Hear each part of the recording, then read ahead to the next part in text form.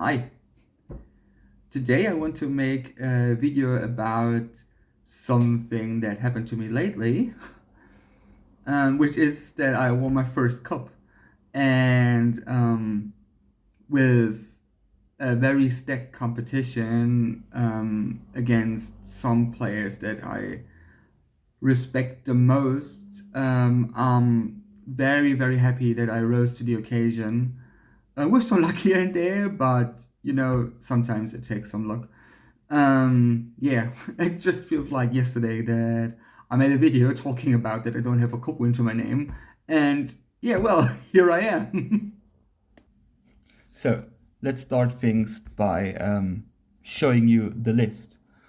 I played Lucario, a deck I spent a whole lot of time since the rotation to practice and get better with. And there are a couple things that I very like about this deck. So the thing I like the most is the energy acceleration. I came to dislike decks which take manual attachments to get everything rolling. So I find that a bit boring. And with Aura Jab accelerating free energy, I came to like this deck more than other options in the current meta. And I also like the consistency of the deck. So being able to play is much more fun than not to. I mean, that's kind of obvious. However, Lucario is, from all that I have experienced, one of the most consistent decks that is around. So, yeah, I like it very much, and yeah, therefore I chose to play this deck, and I think I played roughly 200 games now, and with the new with the new rotation circuit, I felt like I have to take a different approach to the game. Usually, I was somebody who tried to like read the room and try to pick a deck that fits well into the meta. But seeing other people just picking one deck and play it and go on and play it and play it and play it and play it and then end up being successful, I thought perhaps my approach is wrong and I should start with another approach. So I, like the day the rotation hits on PTCGL live, I thought to myself, okay, I figure out a deck that I like to play, and then I just like grind the ladder. That was, I guess, somewhat successful with me peaking around like 1,830-ish points, which is higher than I usually end up on the ladder. So, not only did I practice the deck a whole lot, but I grew some confidence and figured out some intricacies which some people don't think this deck has like in itself. The good thing or the best thing about Lucario is that it's like fairly underestimated. People don't like to give credit for what it is able to do, and people think that it's a bit dull, and this like underestimation, for lack of a better word, can come up rather handy because you can surprise them with not only board states that you can create with the deck,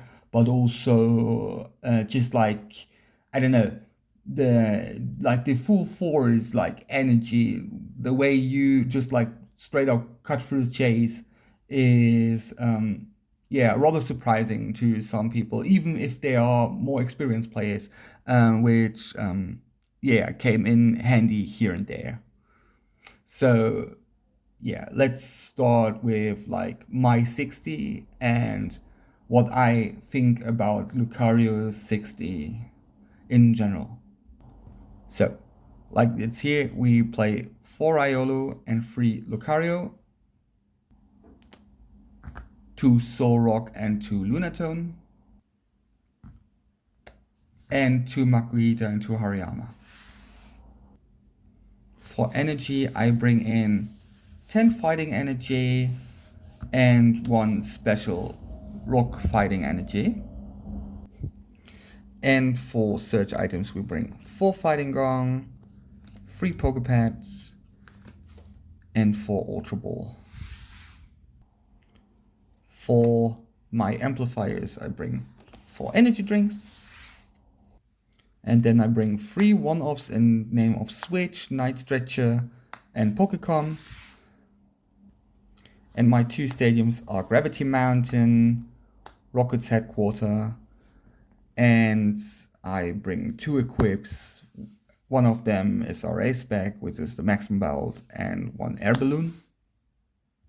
And then there are supporters. First I have Wally's Compassion, which is a one-off, 2 Boss's Orders, and then a whole bunch of draw supporters. 4 Lilies, 3 Judge, and 2 Carmine. As I saw more and more lists of Lucario, I figured out that like there are a couple of cards which are super mandatory and which are the bread and butter of the deck. But after these cards, you're pretty much free to put into the deck whatever you like to. So the deck in itself, the core of Lucario and the Rock Engine, is so strong that it can carry pretty much almost every matchup, so that you can decide on a couple of cards according to your preferences.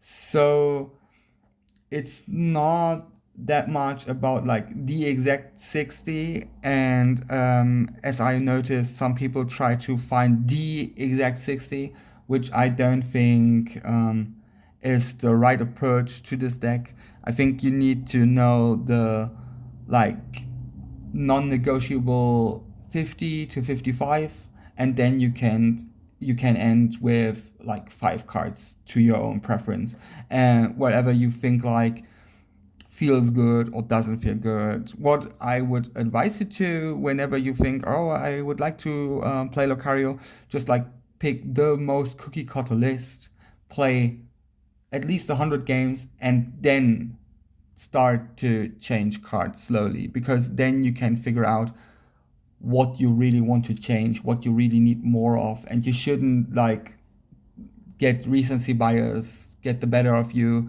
by changing your deck every other round because you thought, oh, but in this matchup I needed 1 more card of this, and this matchup I needed 1 more card of that.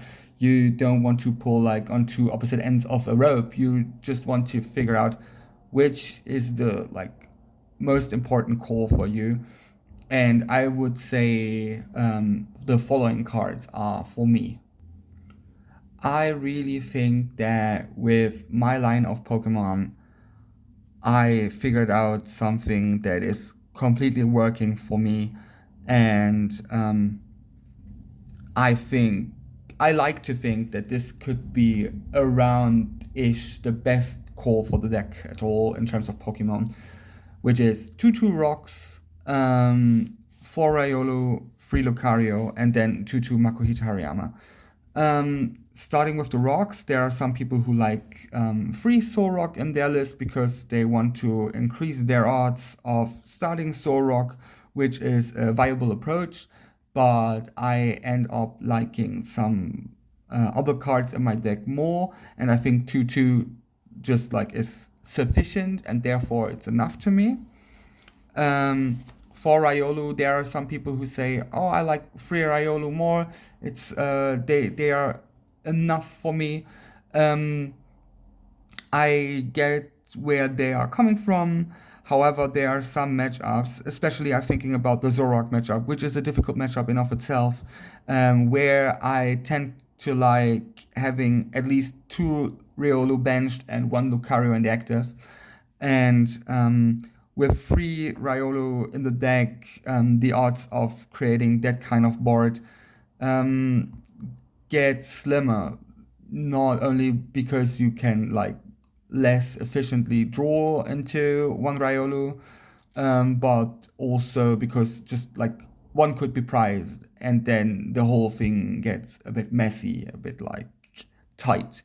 But this is also just personal preference. But I think actually, for for me, goes without saying. Then we have the free Lucario. I mean, it's the main attacker of the deck. You need to find this card under the pressure of item lock every now and then, and less than free would just be, I don't know, there would be gambling too much for my own taste. And with me also playing Carmine, I need to be able to discard one without losing the game instantly because I don't find a way to recycle or find another Lucario from hard draw. So yeah, free just goes without saying for me. And then I think one of the most controversial Pokemon when it comes to Lucario is the Makuhita and Hariyama.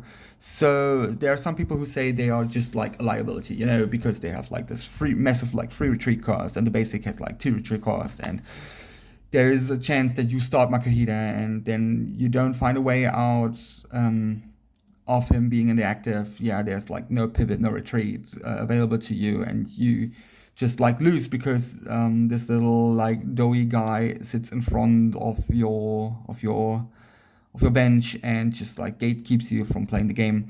And where I can see that is especially like in the Arboliva matchup, where they tend to gust up one of either Makuhita or Hariyama to the active position and then start to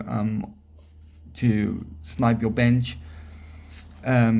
That this card can be a huge liability, and also whenever your opponent tries to stall you for a couple of rounds, perhaps under item lock especially, this can be rather devastating. However, there are some merits to this card which I think are outweighing the possible downsides of it. So yes, like I said, it's hard to pivot out of the card.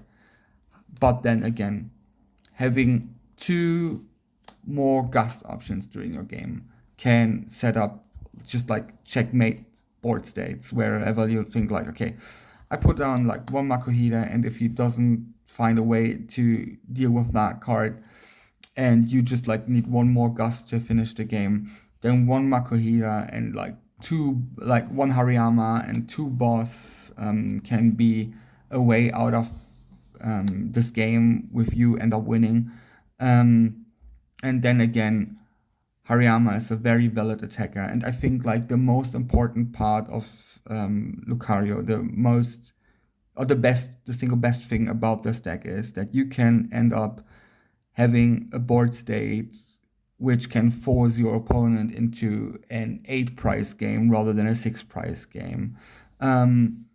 So let's say you start with going aggressive with Lucario, and then you Aura Jab and you accelerate 3 energy to Hariyama, which swings for a whopping 220. So it's not too shabby, right? 220, 210, and then you can also amplify it with Max Spelled or Power Premium Pros. So sky's the limit there.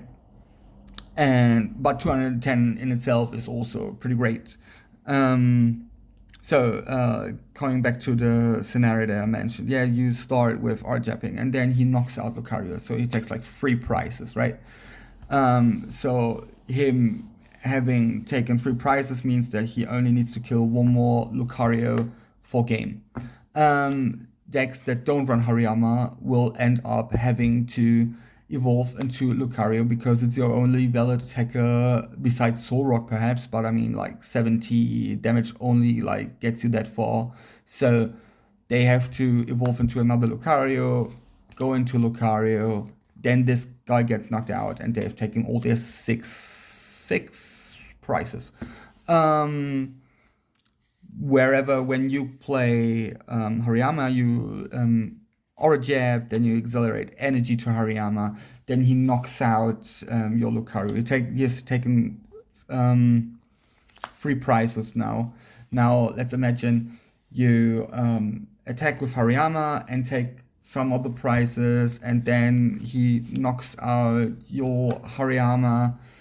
All right, now you're down 4 prizes. Yeah, he took 4 prizes now. Okay, we are in a bit of a rough spot. We don't draw an out to our Lucario, or we don't have the resources to finish our game. We need just one more round. Just one more round would be rather beneficial, with him not having spread damage online, that is. So he can only take 1 prize. Okay, great. So he knocks out another 1 prizer. In this case, Riolu, just by example. And now he's taking 5 prizes. And your board is just like this little Riolu guy or something in the back, but you know that he has no more like gusting effects in his deck. Now you evolve into Lucario, and he has to take a knockout on this big fella with his 340 HP, which is not too easy to come over. And you force your opponent into a game where he has to take 8 prizes to win. And I think this is like the biggest strength of this archetype when it comes to Lucario. And let's try to like get like a better example, right? You play, for example, against like a Raging Bolt deck, and he starts with no attack on his side, and you find your way to get like a 2 presser, right? For example, this is like your active position, and then you have this guy here, and he has had to bench a Meow, for example, and you can't beat Raging Bolt, which is in his front, just like this. So you evolve into Hariyama, you ghost yourself up a Meowth, and you start with Aura Jab and accelerate free energy, because this is just a dream scenario, and I said this will happen, so it happens. And now you have taken 2 prizes, right? And then he comes back and establishes a Clefairy, and he managed to one-shot your Lucario, right? So he takes 3 prizes. Now he's on 3 prizes, you are on 2. You evolve into Riolu. You just put down a Riolu and attach 1 energy. And now you come into a very like convenient position, right? You swing back with Hariyama and knock out their Clefairy and take another 2 prizes. So you have been taking 4 prizes while they have been taking 3. And with Lucario on the bench, they would just like find a way, knock out the Lucario, and that would have been it, right? So that would be how the cookie crumbles in that situation. But now they have to deal with Hariyama, because yeah, they can also go for Riolu, but they have to, if they don't stamp you, they have to deal with the risk of just like him and 1 energy drink knocking out Raging Bolt or another Clefairy or whatnot. And therefore they have to either deal with that guy or deal with that guy. However, depending on what they like to do, let's say, okay, they don't want to like use a ghost effect, they just like knock out Hariyama, which still has 80 HP after his attack, so Fan Rotom doesn't do the trick. So they have to go in, promote one of their like big swingers, which are mostly 2 prizes, and then after they taking this, they have taken 4 prizes now, which you have also been taking, and then you evolve, attach another, and then you just like go for the game and bobs your uncle. So I think this is like the most important part of Lucario, which is also a bit underestimated by other players. Then again, what I tell you is not like that much of a rocket science, right? So you probably know most of this stuff. I just like want to state the obvious. Then we have our search cards. The one thing that goes out of the norm in my list is that I only run 3 Pokepads. and there is an argument to be made for a fourth.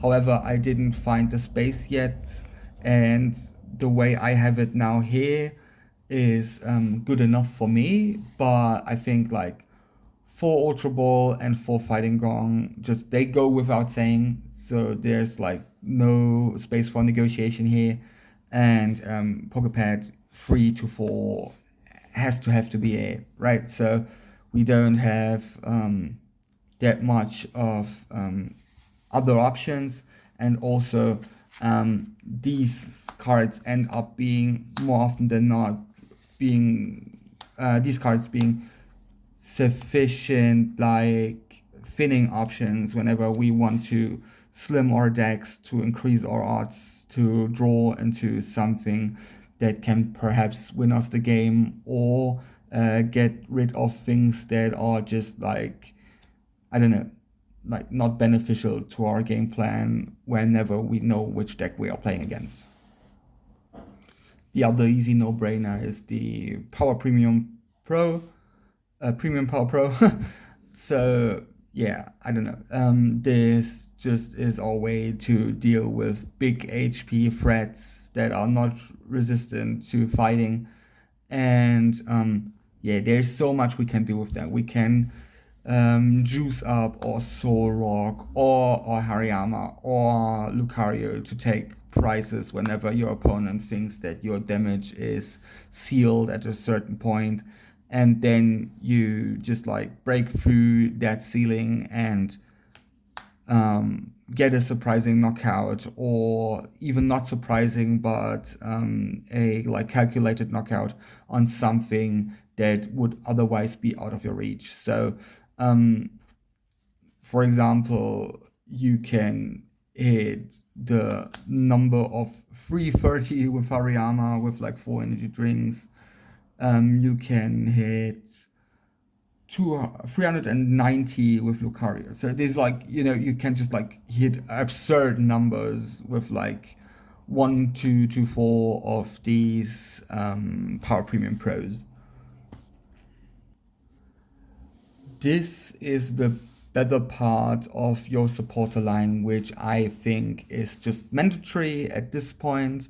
So for Lilies, I think like there's almost no deck that can deal with the current game without like 4 Lilies. The card is way too strong. Therefore, we have to include it 4 times.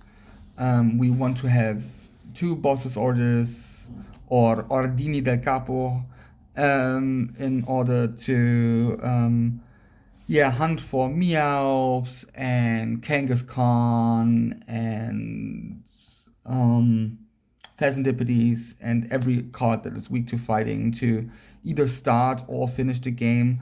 But just like getting a knock with Aura Jab is so much more valuable than getting a knock with Mega Brave, because you can establish another attacker to go on playing.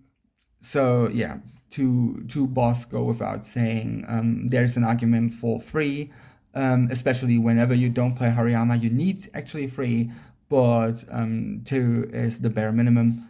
And then 2 Judge is also, I think, required at this point. It helps you with the Alakazam matchup. It also just like gives you a very budget version of Countercatcher and Iono, wherever you find Hariyama into Judge, and this can also be somewhat devastating to an opponent, especially if they put some cards into their hand last round, which are threatening to you, or you just like go early aggressive and judge their hand down to limit their resources and hope that they don't find an immediate answer to your early aggression. So 2 judges go also without saying. And then we have cards that I have included, which can be a bit like, they're up to discussion, that's what I want to say, because I play 2 Carmine, which increase the early aggression, as I mentioned, and also just like somewhat of a brick protection. There will be another card which synergizes rather well with them. We would like to have them in our start hand, but it's also okay if we don't.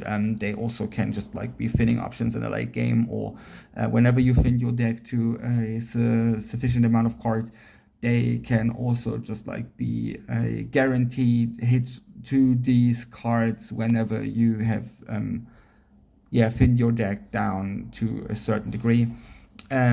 I play a third judge because I think that this card is a bit too strong for the current meta, and with me being a natural gambler, I like to take my odds on my opponent breaking out of judge. So it's another draw supporter for me and another disruption option for my opponent since Iono is gone. I like this card pretty much. And then we have Wally's Compassion. I think actually that perhaps it's not even that like big of a topic, since most lists bring at least one, or some also bring two. This can be a surprising heal for your Lucario, and perhaps like mess with your opponent's like approach of dealing with Lucario. For example, they hit into it and they just want to peel it and think, okay, and with the next swing we're gonna take him out, and then you can like just like heal him to full. And there's also a scenario which you can create where you just like, for example, you have a Lucario with 2 energy in the active, and one Lucario on your bench with, let's say, 1 energy, and then you say, goddamn it, I will lose so many like attachments due to Wally's Compassion. I'm not sure if I want to like use it, because like this Lucario is like, let's say, damaged by like 200 damage from your opponent, and then you can retreat your Lucario and put like these 2 energy into your discard pile. You can then heal with Wally's Compassion your Lucario to full, and then you can Aura Jab and accelerate these 2 energy that you've just lost back to your Lucario, and then you have basically the same like situation with that being like these Lucarios have the same amount of energies attached to them. For example, even better if you like have just like a manual attached from your hand, and then you have 2 like Lucarios ready to go, and both of them full life. Like these are just obviously like dream and made up scenarios, but they happen more often than you think. And now we come to the cards where, like, people will have strong opinions about, and also them being one-offs, people have even stronger opinions about. And depending on their preference, they will tell you you have either too many or too little of them in your deck. So our pivot options, Air Balloon and Switch, I think Lucario needs at least 2, but there are people who say you need at least 2 switches, or you need at least 2 air balloons, or you need 3 air balloons and no switch, and whatnot. And I think like these are like intricacies and more like of a tomato thing. There will be matchups where you want to have more like switches, where the opponent or your opponent will like retreat lock, and then like the switch does what the air balloon can't. And then there will be matchups where you get item locked and the air balloon can do what the switch can. And like I said, it's a tomato thing. I think like 3 pivots are actually beneficial, and I like to find a way where I can like implement those.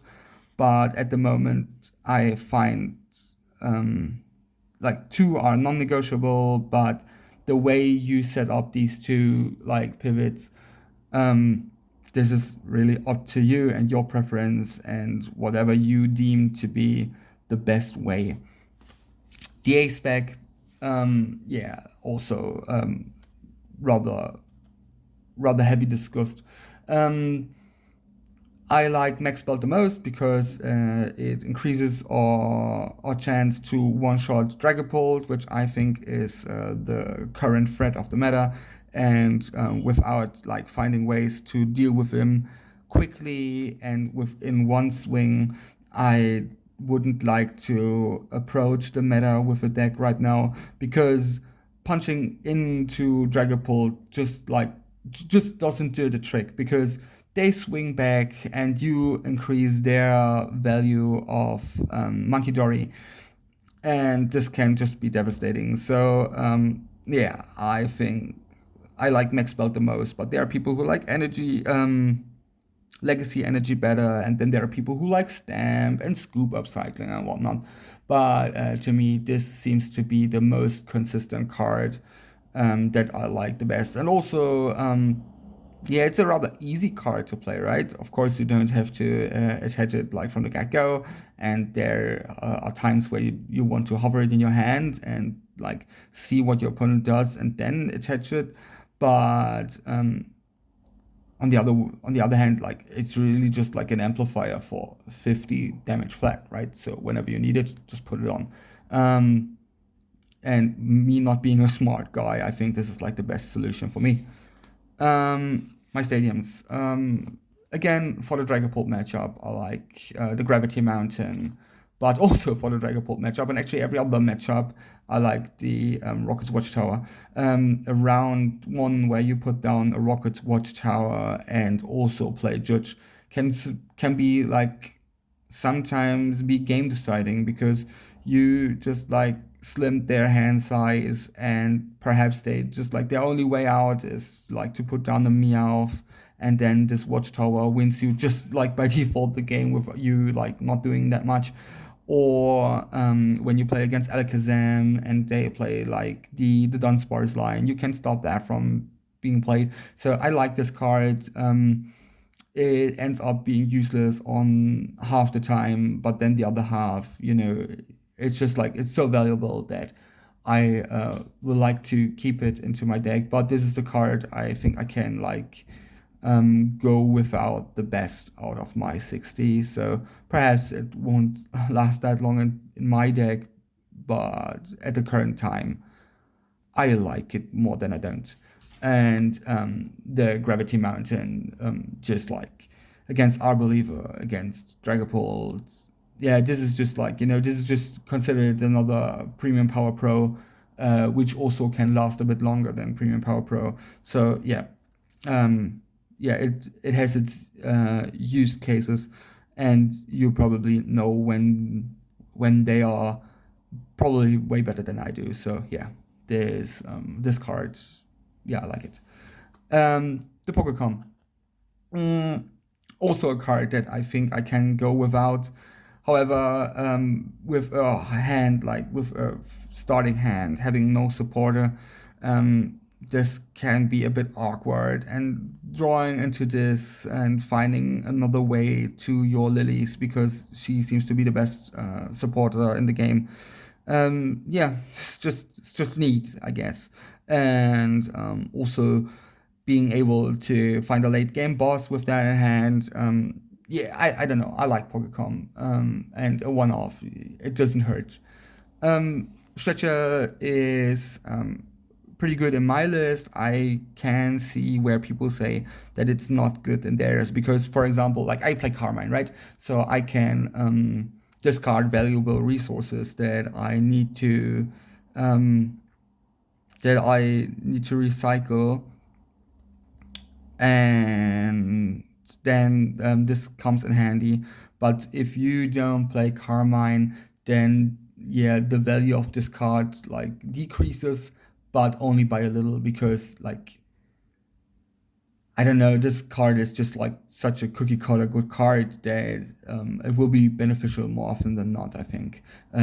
Let's say you don't have like another way to draw, and then you have Solrock and Lunatone on your bench, and you unicycle like last round, then yeah, slam down the Night Stretcher and consider it like a draw-free card, right? So yeah, it's good. And then I play a one of Rocky Fighting Energy, also a card that doesn't do that much for me actually.